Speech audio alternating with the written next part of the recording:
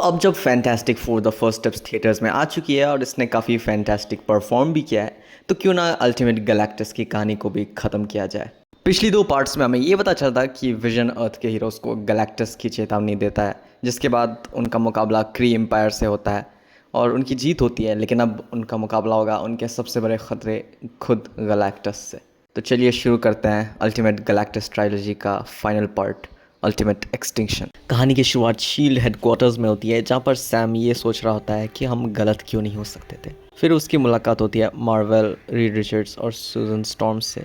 Nick Fury भी वहाँ पे पहुँचता है और रीड अपना 3D एनिमेटिक स्टार्ट करता है, जो उन्होंने विजन और क्री डेटाबेस से ली गई जानकारी से बनाया था। उन्हें न्यूयॉर्क सिटी का एक होलोग्राम दिखता है, जिसकी बिल्डिंग्स टूट के ऊपर की तरफ जाने लगती हैं और रीड समझाता है ऐसा इसलिए क्योंकि गैलेक्टस के बड़े साइज़ की वजह से उसकी ग्रेविटी अर्थ की ग्रेविटी के साथ टक्कर खा रही है। फिर रीड ये समझाता है कि गैलेक्टस पहले लोगों का मानसिक संतुलन बिगाड़ेगा, जिसकी वजह से पहले घंटे में ही 50,000 से ज़्यादा लोग या तो मर्डर या तो मास सुसाइड की वजह से मारे जाएंगे। जिसके बाद गैलेक्टस की बुलेट्स पूरी दुनिया में ड्रॉप होकर फ्लैश डिसॉल्विंग वायरस स्प्रे करेंगी, जिससे एक दिन के अंदर दुनिया के सारे जीव खत्म हो जाएंगे। जिसके बाद फाइनली गैलेक्टस अर्थ के कोर की सारी एनर्जी खींच लेगा ताकि वो रिचार्ज होकर अगली दुनिया ख़त्म करने के लिए निकल सके।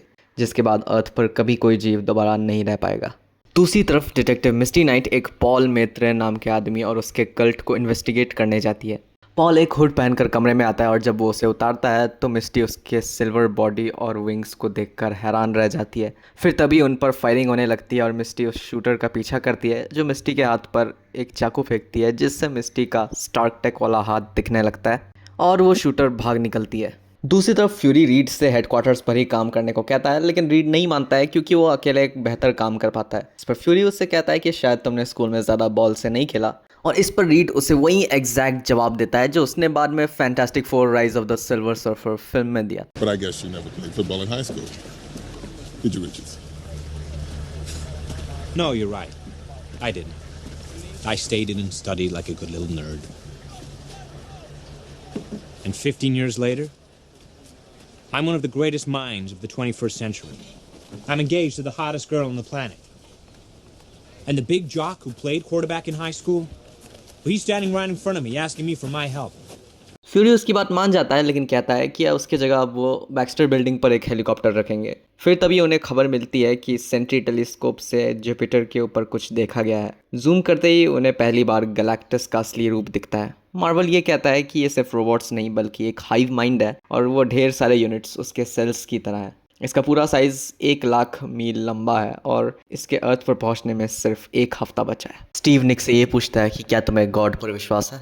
निक जवाब देता है कि वो तो हर अच्छे सिपाही को है। स्टीव कहता है कि जब मैंने यही सवाल तुम्हारे स्पेशलिस्ट से पूछा तो उसने हंसकर ये कहा कि अगर गॉड है तो उसने भला ऐसी दुनिया क्यों बनाई जिसमें उसके ढेर सारे बच्चों को मारा जाता हो। मैं उससे ये कहना चाहता था कि उस बुराई से जीतने के लिए हम काफ़ी हैं, लेकिन हम काफ़ी नहीं हैं, है ना निक?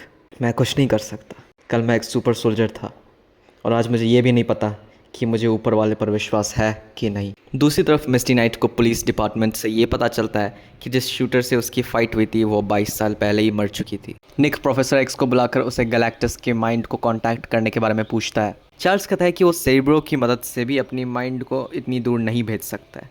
निक कहता है उसके लिए उसके पास एक साइड डिवीज़न और ढेर सारा पैसा है। चार्ल्स उससे पूछता है कि कितना। तो फ्यूरी कहता है कि वो चाहे तो कल तक दुनिया के हर इंसान को सॉलिड गोल्ड पहना सकता है।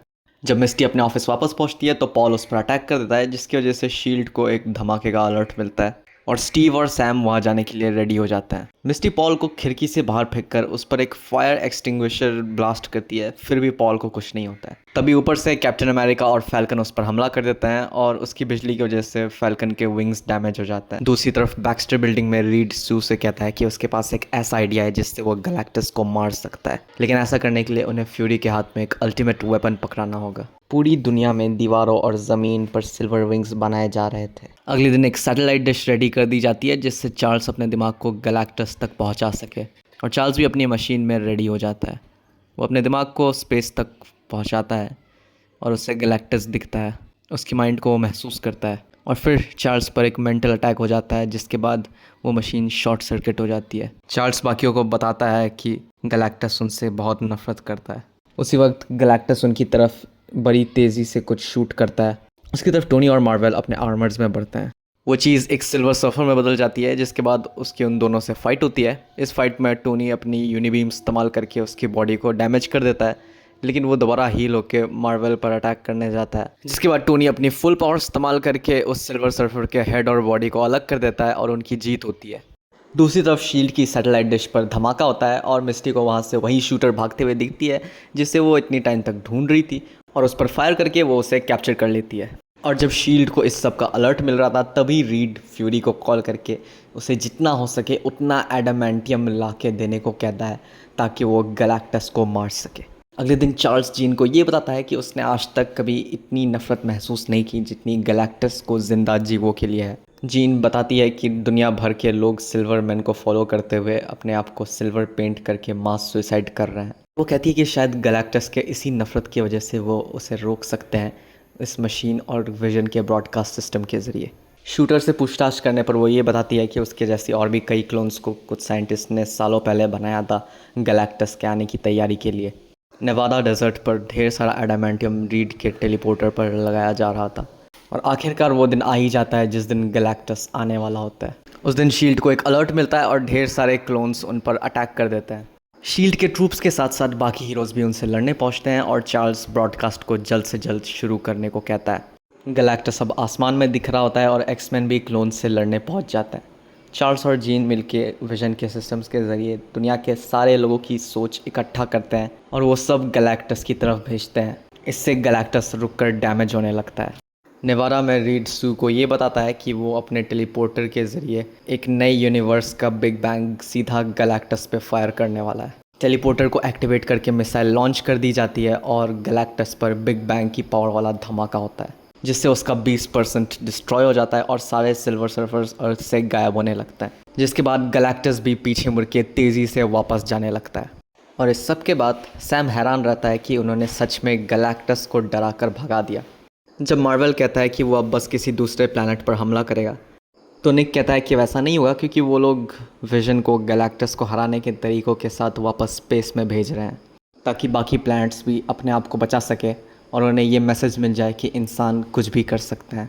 आखिर में फ्यूरी स्टीव से ये कहता है कि इस सब ने तो तुम्हारा गॉड से विश्वास हटा दिया था, लेकिन अब मैं ये सोच रहा हूँ कि जब मुझे ऊपर बुलाया जाएगा तो क्या गॉड भी मुझसे लड़ेंगे या फिर साइड हटकर मुझे बैठने देंगे। इसी के साथ ये सीरीज़ यहीं पे ख़त्म हो जाती है। उम्मीद करते हैं कि आपको ये कहानी पसंद आई। इसके बारे में आपके क्या ख्याल है कमेंट में ज़रूर बताइएगा। मिलते हैं किसी दूसरी वीडियो में।